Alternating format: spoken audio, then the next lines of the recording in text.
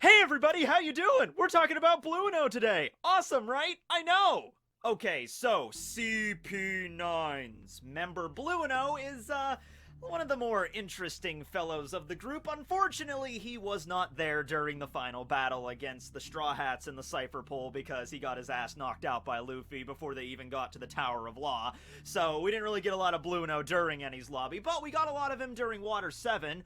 It was his ability, the Door fruit, that allowed them to gain access to Iceberg's mansion and the assassination plot and everything. We got to see some really cool stuff with him on the Sea Train and what he was really able to do with his Door powers, okay? But, you know, unfortunately, he was basically a punching bag for Luffy, because I'm sorry, Blueno, but Luffy has a new ability, and he's the main character, and, you're no Rob Lucci, so I'm thinking Oda's like, I need to figure out, maybe Blueno's power might be too, you know, difficult to be used during Ennie's lobby, you know, for the Straw Hats to go up against, because you figure, you know, if Blueno was, you know, active throughout the Tower of Law, he could use that door power to, like, save other members of the Cipher Pole. You know, like, Frankie's about to finish off Frukuro, and then Blueno could just be like, nope, and then just take him away, and so maybe that would cause too many problems for the crew if he was left active for too long. So he's like, alright, I'm just gonna basically use him as a punching bag for Gear Second. And,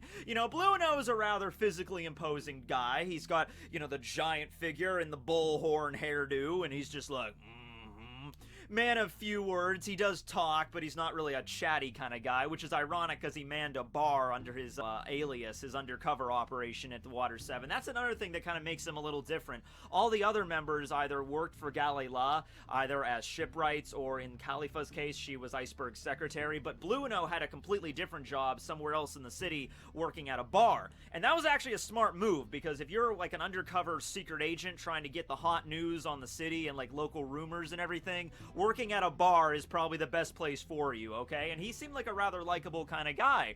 You know, we first see him when Frankie walks in, like, hey, Blueno, give me some cola, I need to recharge. And Blueno's like, oh, sure thing, Frankie, coming right up, you know? So, right, but anyway, let's talk about his powers, okay? Now, his powers are either very useless or tremendously broken, depending on how you look at them, okay? So, tremendously broken in the sense that he can make doors on whatever surface he wants, okay? So, the concept of a locked room or a room that's inaccessible is completely foreign to Blueno. The only way that would be possible is if you had a room that was, like, completely made out of sea prism stone. Like, if all four walls, the roof, and the floor were made out of sea prism, he couldn't make a door through that.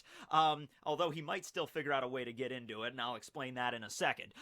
But he also has abilities to affect people's bodies by turning them into a door, and you might think that's a little odd. Like, he can use an ability called a rotating door, you know, like a revolving door like you see in hotels and certain businesses, like you go in and the door revolves. He can turn your head into that, and so when he does that, your eyes begin to, like, spin, you know, 360 around your entire head, and that's disorienting, right?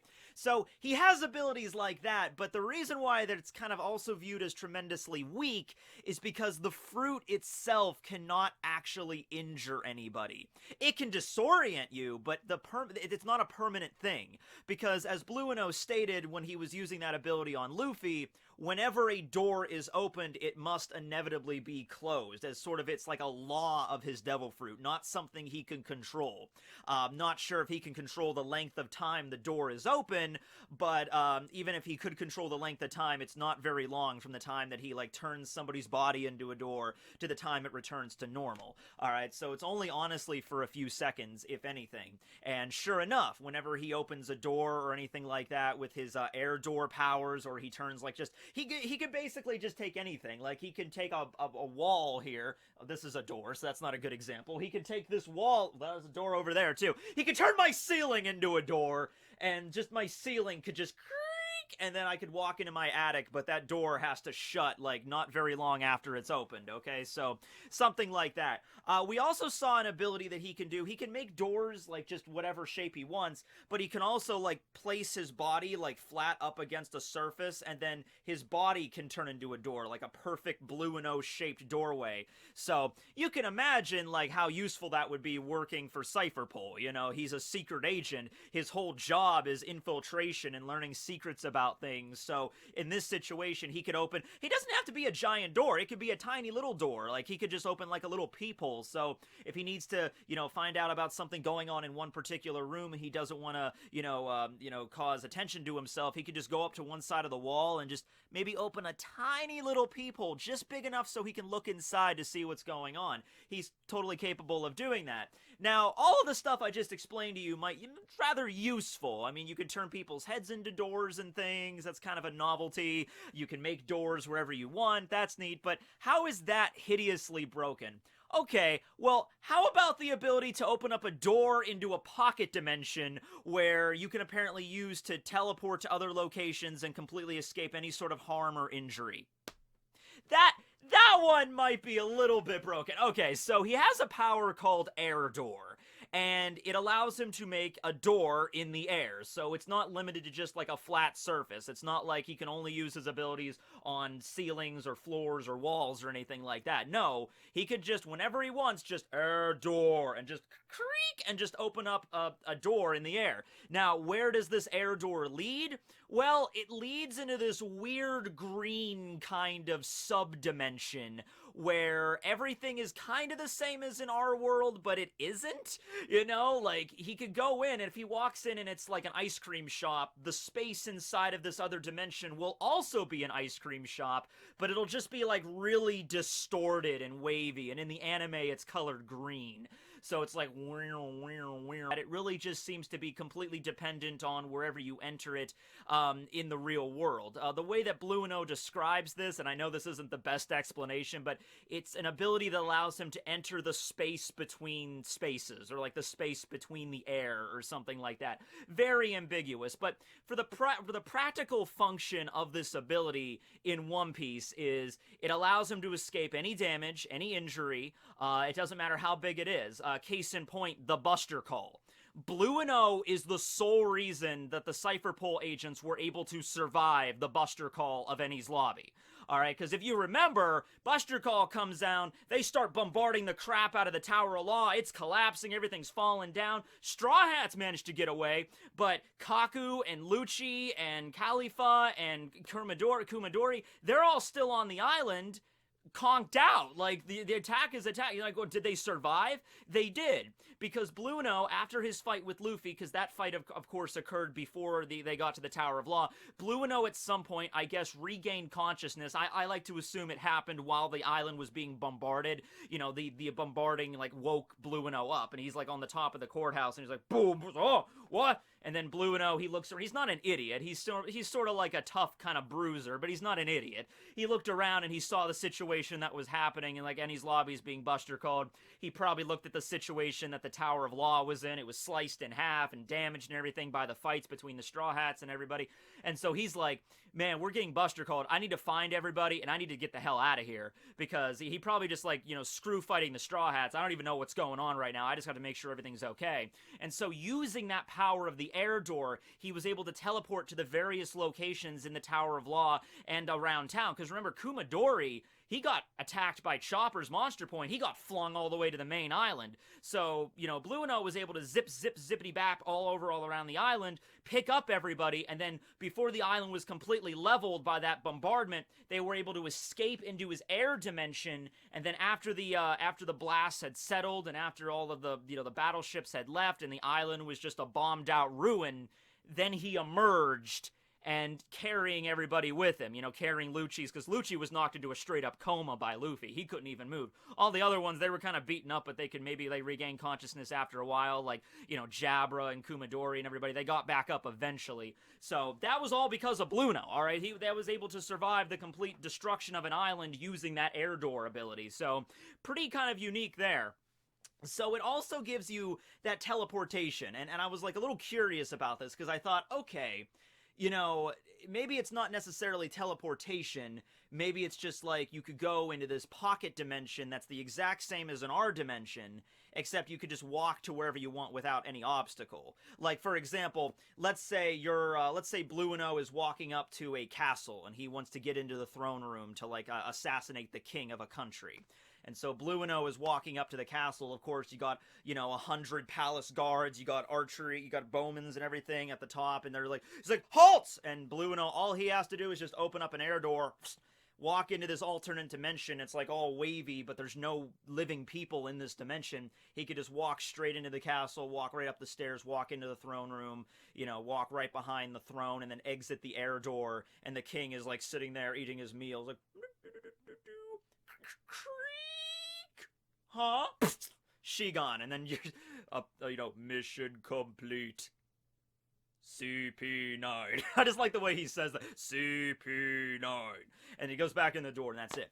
That doesn't seem to be the case, though, because during the C-Train little mini-arc, the little buffer arc between Water 7 and Enies Lobby, which I don't think a lot of people talk about, but that little mini C-Train arc, that was pretty cool. Sanji and Frankie and Usopp, like, getting their way through the different individual cars, like in a video game, beating the crap out of it. It's like, I am the master of the 6th car, boom! I am the master of the 5th car, boom! I am the master of the 3rd car, boom! And then you finally get to the 2nd car, where Lucci and everybody was at. So I like that little mini-arc.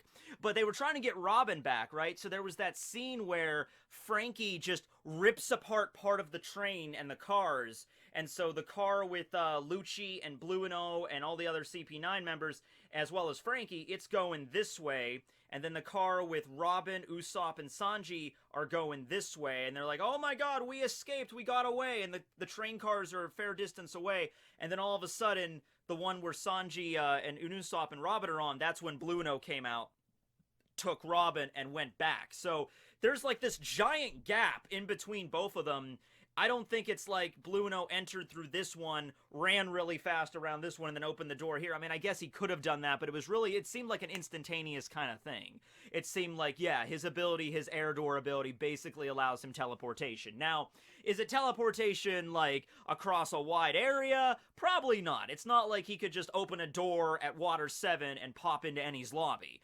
Probably nothing like that. I would assume there's probably a radius, like with a lot of Devil Fruits, that he can access. Think of it kind of like, actually, this is a really good app comparison, Brulee's Mirror Mirror No Mi, just on a smaller scale. So Brulee's ability also gave access to a kind of pocket dimension, a parallel world, the mirror dimension, but it's not like she could connect to any mirror in the entire world. It was limited pretty much just to Totland. Now, Totland is a really large country, so, and maybe there's also been theories that maybe in order for Brulee to access a particular mirror, maybe she has to touch said mirror. She doesn't have a range exactly, but she has to, like, do something to a mirror. Like, she touched every mirror in Totland on Big Mom's orders. That's why she's able to access every mirror in Totland, okay? But, Brulee couldn't pop into a mirror in her world and end up in, like, the East Blue or anything like that. I don't think the range would be that large. So think of it like that with Blueno. His little pocket dimension could connect to any other area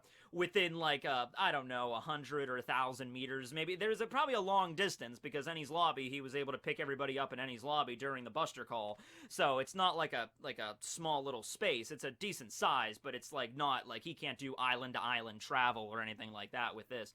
Actually, I just realized, you know what else the mirror, not the mirror, but you know what else the air door dimension reminds me of? In JoJo's Bizarre Adventure, Vento Arreo, when they're fighting the man in the mirror, they have that, like, that Stan's ability was, like, you can enter the mirror, and everything is the same in the mirror dimension. It's flipped, but there's no living beings. It's just this space that's like a mirror image of, like, the world in reality. Something kind of like that. In fact, if Blueno were to have a stand, I would say it would be called The Doors. Is there a stand called The Doors? I don't know. There might be. I'm not caught up with JoJo's that much from part 6, 7, or 8, but that would work, right? Because it's a band, and he has the ability, The Doors. Okay. Now, like I said, this particular Devil Fruit does not have any capabilities to damage the opponent. I was thinking, well, maybe you could, like, I'm gonna summon a giant metal door and just start flinging it at the opponents, or pulling up a door shield or something. Actually, the door shield ability might be a legitimate thing, so maybe not damaging your opponent, but at least protecting yourself, okay? Because every time Blueno opens a door, it seems like the door opens outwardly first. Like, in order to open the air door, he has to, like, pull the door out, not in. But I'm thinking, like, if the door could open inward, that could actually lead to a bunch of different ways for him to, like, protect himself. Like, let's say somebody takes a cannonball and this probably wouldn't have to affect Blueno all too much because he has Tech Eye and everything. Under normal circumstances, he could just, boom, just, ugh, I work out, and just, like, deflect a cannonball that way. But let's say he wanted to block it completely. Couldn't he just make a door in his chest, and the cannonball's coming at him, and the door could just open, like, this way, like, inward, and then the cannonball can just fly in? Or he could connect two doors together, because we've never really seen him do it like that, like in a way of like opening a door here, like in Portal, kind of like opening the door here, and then over there on the other side of the battlefield, this other door opens and the cannonball goes in there, but then goes out that way. This could be like the portal fruit if you're being, you know, a certain way with it. I don't think that's the way Oda went with it, because we never really saw him doing that. Like, you know, he opens up a door over here, like, and then punches, and then another door opens next to Luffy, and it's like, what are you doing? We haven't really seen him do it like that. And also, we've seen, like, kind of like the mirror fruit work that way, so maybe you can't exactly do it that way, but it'd be interesting to think about. That might actually be the awakening of it, because we've never really seen him open doors a fair distance away from him. Alright, it's always been, like, anything he touches. Like, he had to, like, he's like, I have to touch Luffy's face to turn it into a rotating door. I have to, like, grab the air to open my air door. Or I have to lay flat against a wall to be to open a door that way. It's never like, you know, a door will open over there on that wall. But maybe if it was awakened, maybe it really would turn into, like, the portal gun, you know, and he could just, you know, open doors wherever he wants, probably within a fixed area, and then he could start punching into these doors, or kicking, or launching, like, Tempest kicks, or Shigons. Oh man, that would be really useful. Imagine you walk into a room, and all of a sudden, like, 15 doors just, the hell's going on? Just Shigon, and just, like, shooting out, like, the entire time that's going on, you don't even know where Blueno is. Maybe Blueno could be safely in his little air door dimension, open up all these doors in our real world, and then just start firing off Shigon, like, machine guns into that other dimension, and just firing off and just attacking you from all these different directions. Or Rokushiki, or anything else. Well, no, Rokushiki is the name of it. Rankyaku, that was what I was thinking of. Rankyaku, the Tempest Kick. So, there are maybe a few ways you could combine Rokushiki with the door powers to fight, but the door fruit itself, the best thing you could really hope for is maybe just to disorient your opponent with the rotating door. I started thinking of some other doors, you know, like, okay, there's regular doors like we have right here, then there's the revolving doors, trap doors, maybe that would be something else, like you could do, like your opponent's coming at you, and then you could just have a trap door appear below them, and just, ah! Then I start really thinking about wacky stuff you could do with it, like, could you open doors or close doors inside of your opponent's body? You know, like, I'm gonna open a door here and shut it and, like, cut off your blood flow or something. Like, I don't think he could do stuff like that. That's really getting particularly, you know, with it, but I mean, I'm just trying to figure out a way you could use the power itself to harm somebody, because unless you have some other martial arts or you have some other kind of a weapon or ability of your own, the door fruit, you know, you can't really run into combat with that. It's good for retreating and reconnaissance, and like I said, if it was an awakened fruit, you might be able to do like the whole portal gun thing, but beyond that, you need to have something else to send through it. Even if you just have a gun, you could just, like, you know, use the portal that way, you know, something simple. But, yeah, other than that, I'm really trying to think of any other kind of, like, door. If he could make, like, any door. Refrigerator doors? Could he make, like, an insulated kind of door to keep things cold and hot? That would be very handy to have in the summertime. You know, CP9 goes to the beach and they're chilling out, and like, Blueno, give me a nice cold beer. And he's like, okay, Lucci. Freeze our door. And just, there you go. It's like, that would be cool to have, but in terms of attack, probably not too much. So, yeah, now, Blueno himself, you know, I don't know if he used the ability in any sort of, like, lecherous ways, because the way that Oda explained it was, like, if Sanji got his hands on this ability, it would be like Armageddon. No woman would be able to take a bath safely because of Sanji having this power. I think even more so than the invisibility power, because the invisibility power where, like, even if he's, like, he can open a door, I mean, even if he's invisible, people are gonna still see the door open. But with this power, like, it doesn't matter what would happen. He would be able to access it anyway.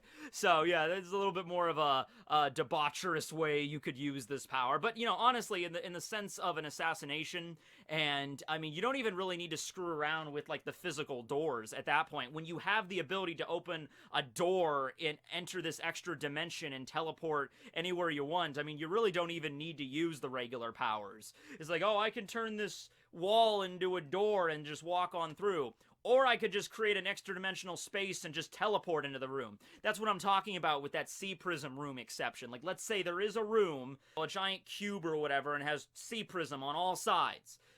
Blueno might not be able to make a door on the sea stone, but he still might be able to access the room if he creates an air door on the outside and then uses that dimension to enter that space. Although, we've never really seen him do that. We've never really seen him enter, like, a completely closed-off space using air door. It's always been, like, an open area whenever he's used it.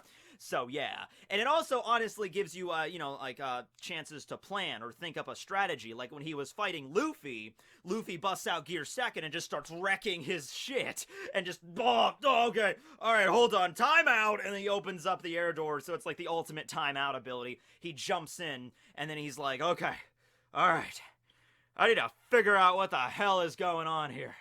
Alright, so, how am I gonna do this? And I think while he's in the air dimension, he can see other people, but what I'm saying is, like, they can't interact with him while he's in that space. So while he went into the air door dimension, he could see Luffy, but he's also, like, in that wavy kind of distorted area, and Luffy couldn't see him, and I'm assuming Blueno cannot interact with other living beings while in his air dimension. Because if that was the case, he would have just walked up to Luffy while he's in this extra dimension, and he's like, ha ha, you can't see me or touch me now. Boom, boom, boom, and just beats the crap out of him. No, he had to open up the door and head back into reality in order to affect Luffy with that revolving door thing. That's the only way he could do it. So, but it still gives you time to think and strategize. Like, okay, guy can move super fast. I need to think of a strategy. And he did. He thought of a strategy. It's just that Luffy was way too fast and his reflexes were too good. And he was able to take out Blueno regardless. But yeah, I mean, also, I mean, Blueno didn't retreat there. I mean, he could have. Blueno could have just been like, screw this, I can't win, I'm out of here. But he figured, I am a member of CP9, and I will not leave. I cannot abandon my post, because if I do, then they'll just execute me anyway. So, yeah, but if he really wanted to, he could have just been like, screw this, I can't fight this guy, I'm out. And he could have just left. And then Luffy would have just been like, oh, I wanted to finish the fight, that sucked, oh well. And then they combine together and they go and rescue Robin, and you could have had, you know, Blueno in the shadows the entire time. That would have been a cool way to do it. But yeah, Blueno, I liked his power. It's a little bit weird, you know, it's the power of a door, but not something you would naturally think of as a superpower, but actually a pretty useful kind of multifaceted thing. Now I'm just wondering if we get the window fruit.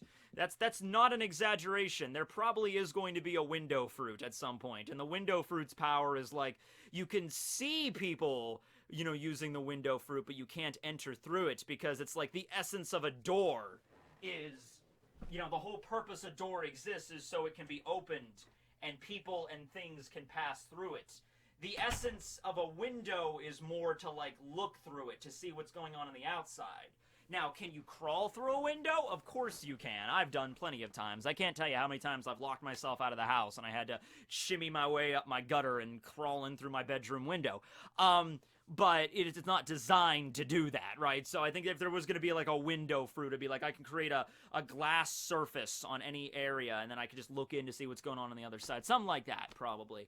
But, yeah, doors are cool. And oh, by the way, I also have this other door over here. I don't know if I've ever opened that during my videos. There's nothing really that special in there. It's just my vast collection of hentai, hashtag not a furry, of course. I also have a tiny little phoenix that I've been nurturing.